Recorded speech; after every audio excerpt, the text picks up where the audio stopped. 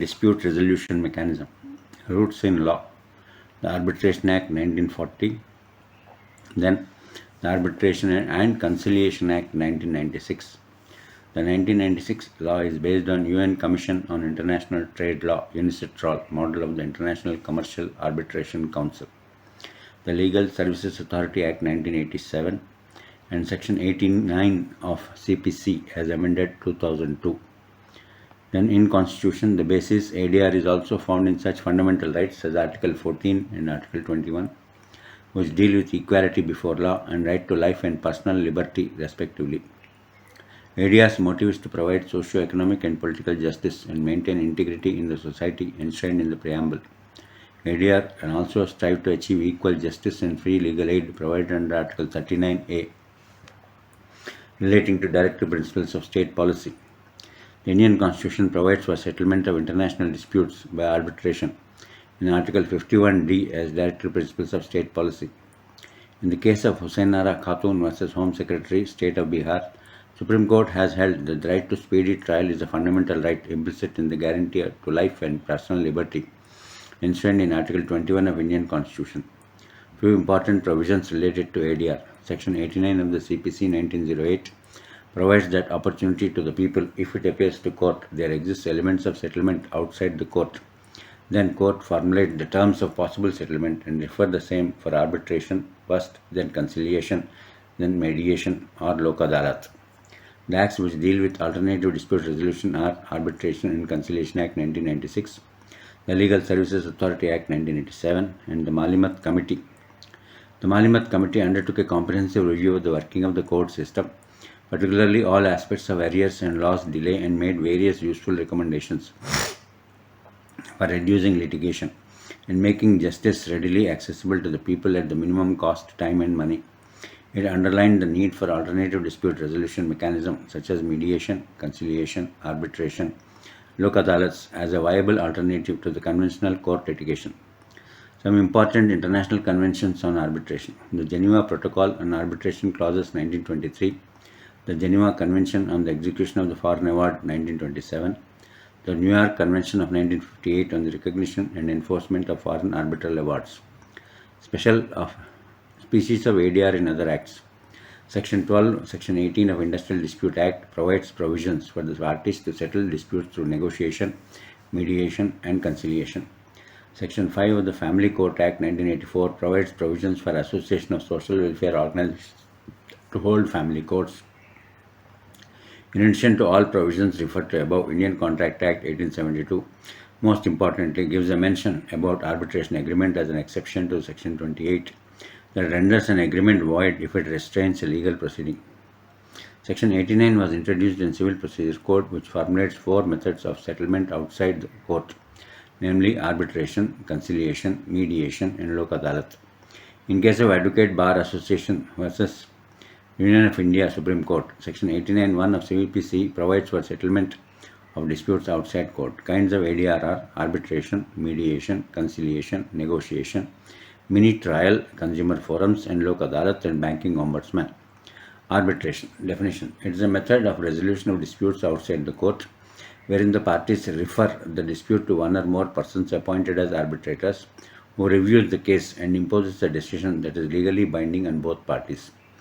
Settlement of a dispute between parties to a contract by a neutral third party, the arbitrator, without resorting to court action. Arbitration is a legal technique for the resolution of disputes outside the court. Advantages of ADR. Less time consuming. People resolve the dispute in a short period as compared to courts. Cost effective method. It saves a lot of money if one undergoes in litigation process. It is free from technicalities of courts. Here informal ways are applied in resolving a dispute. People are free to express themselves without any fear of the court of law or contempt of court. They can reveal the true facts without disclosing it to any court. Efficient way.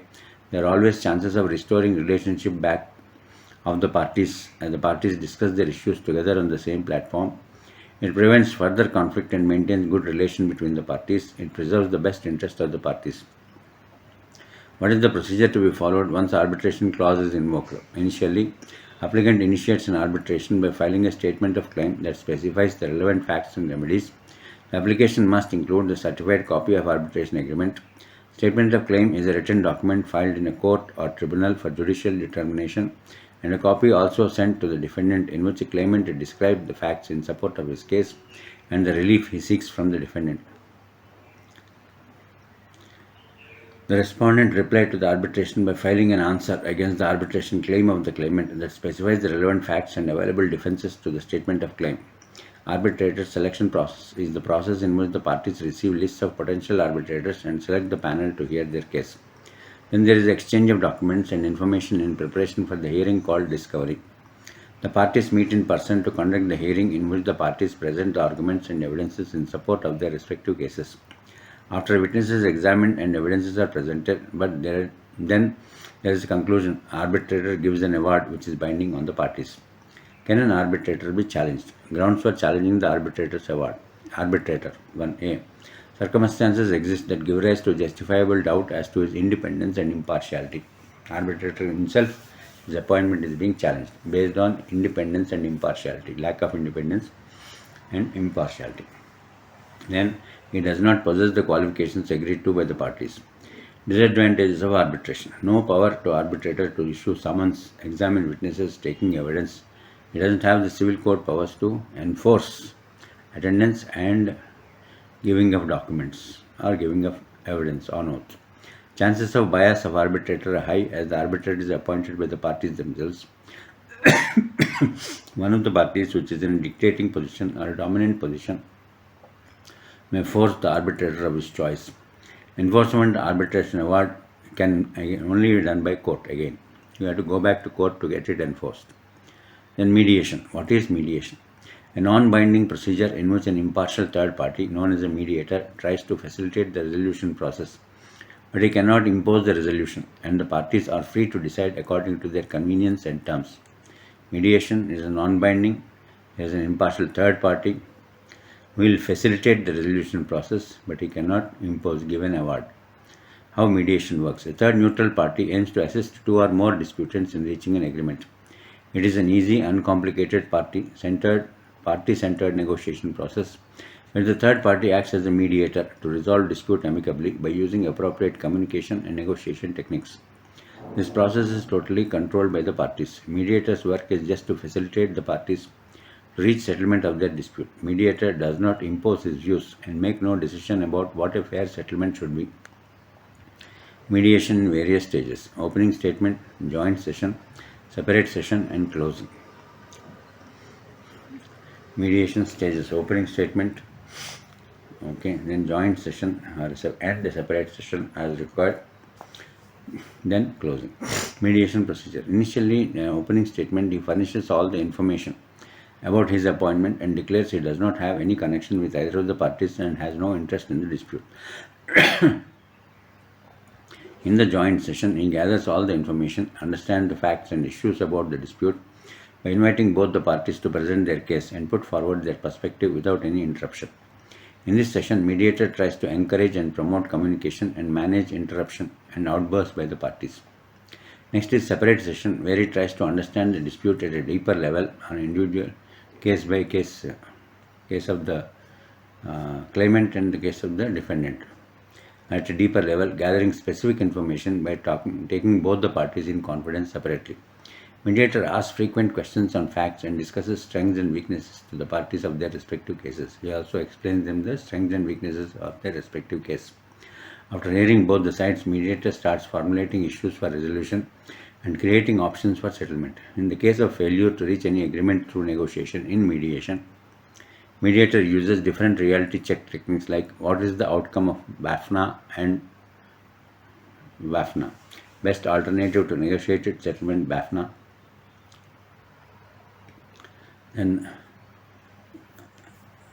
WATNA. BATNA is best alternative to negotiated settlement. WATNA is worst alternative to negotiated settlement. And then in between there is the most likely alternative to negotiated settlement. So best alternative, it is the best possible outcome both the party come up with or has in mind. It's suitable situation as each party thinks about their most favorable scenario looks like. WATNA is the worst possible outcome a party has in their mind for what could happen during negotiation and as the outcome of this mediation. negotiate settlement. The most likely alternative, MLATNA. For successful negotiation, the result always lies in the middle. Mediator, after considering both the parties, comes up with most likely outcome. Here, the result is not always in the middle, but little left or right of the center, depending on the negotiation situation and mutual capabilities of negotiation. What does the mediator do? Mediator discusses the perspective of the parties about possible outcome of litigation.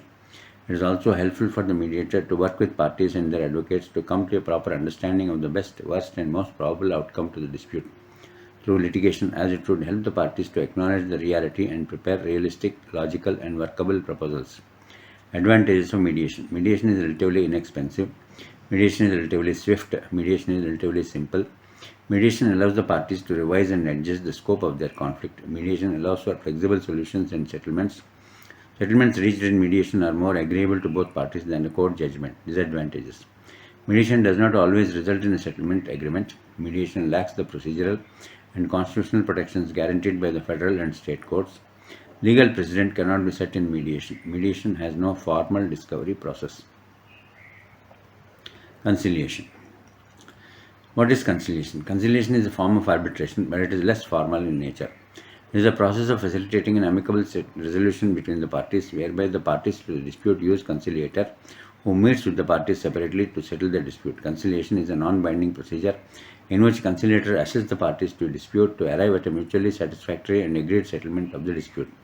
What does the conciliator do? Conciliator meets separately to lower the tension between the parties, improving the communication, interpreting the issue to bring about a negotiated settlement. There is no need of prior agreement and cannot be forced on the party who is not intending for conciliation. It is different from arbitration in that way.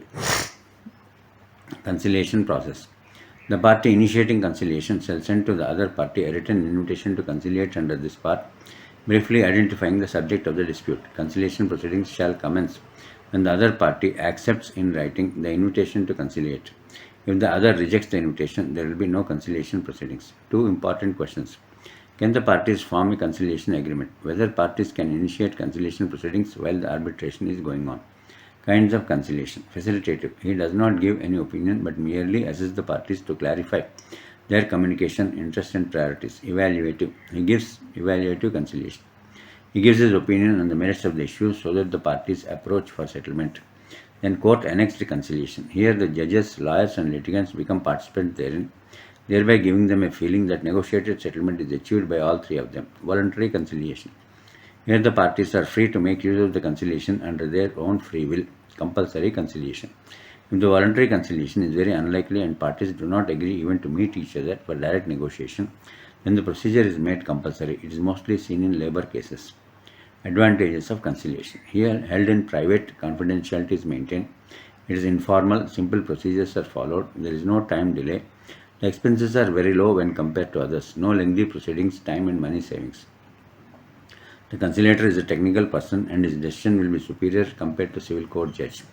There is consent by both the parties and therefore the settlement is final and enforceable. Disadvantages of conciliation. Conciliator is not a legally qualified person. Since simple procedure is followed, there is a high probability of injustice being delivered. Negotiation meaning. A non-binding procedure in which discussions between the parties are initiated without the intervention of any third party, with the object of arriving at a negotiated settlement of dispute. Negotiation comes into play when two parties have different preferences in a single decision that will affect both.